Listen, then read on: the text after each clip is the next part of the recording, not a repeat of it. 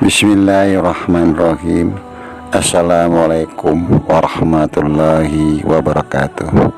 Marilah kita panjatkan puji syukur kita kehadirat Allah Subhanahu wa ta'ala yang telah memberikan satu kenikmatan, keberkahan pada diri kita semua. Juga kita tidak lupa mengucapkan salam dan sholawat kepada junjungan Nabi kita yang mulia, Nabi Muhammad SAW, beserta keluarga, para sahabat, juga pengikutnya yang istiqomah. Mohon izinkan Abah untuk mengucapkan banyak-banyak terima kasih kepada saudara-saudara Abah yang telah membantu subscribe, like, comment, share. Karena subscribe itu gratis, maka mohon dibantu. Dan Abah selalu mendoakan saudara-saudara Abah dimanapun berada dalam lindungan Allah, dimudahkan rezekinya, juga diberikan kesehatan sekeluarga. Hanya Allah lah yang bisa membalas kebaikan saudara-saudara. Amin, amin, amin, ya robbal alamin. Kebenaran datangnya dari Allah, kekurangan dan kesalahan tentu datangnya dari Abah, mohon dimaafkan. Untuk konten ini Abah membuat satu judul, ujian terberat manusia pilihan Satria Piningit melawan hawa nafsunya sendiri. Tentu ini hanya sekedar cerita, tidak untuk diyakini, hanya sebagai hiburan semata.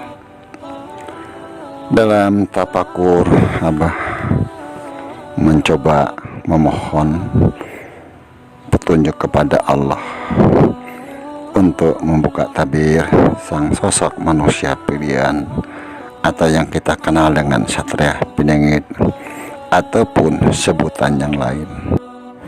Untuk melatih hawa nafsunya, beliau mengurangi makannya, juga mengurangi tidurnya. Yang senantiasa berbuat sesuatu kejelekan, karena nafsu adalah musuh yang paling suka membuat mudarat. Tentu yang paling berat di segala ujian yang Allah berikan kepada sang sosok manusia pilihan tersebut, sesuai dengan sabda Nabi Shallallahu Alaihi Wasallam, musuh yang paling musuh di antara saudara, musuh nafsu engkau yang ada dalam dirimu.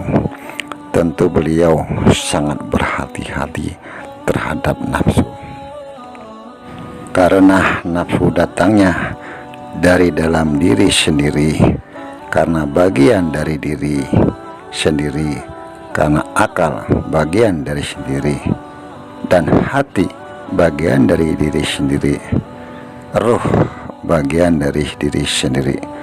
Begitu juga nafsu yang daripada diri sendiri, yang sesungguhnya beliau harus bisa melawan dirinya sendiri. Tak kalah beliau menghadapi permasalahan dari luar, tentu beliau masih bisa untuk menahan diri. Tentu berbeda tak kala beliau menghadapi dirinya sendiri yang berupa hawa nafsu yang harus beliau lawan.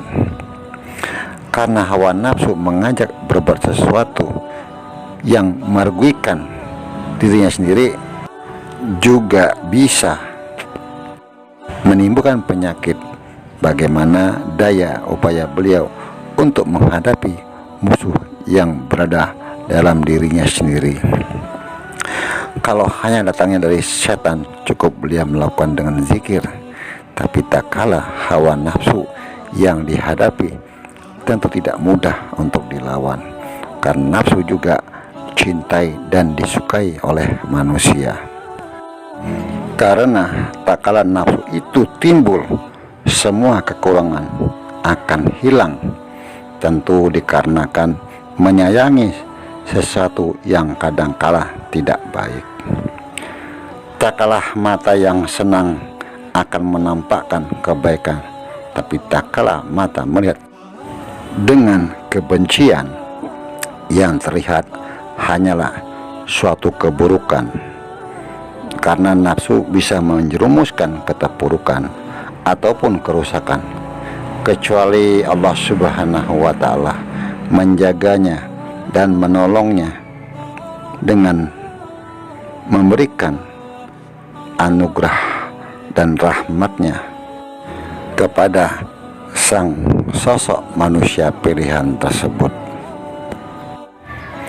Tak kalah nafsu didahulukan, maka tidak ada penyesalan daripada nafsu.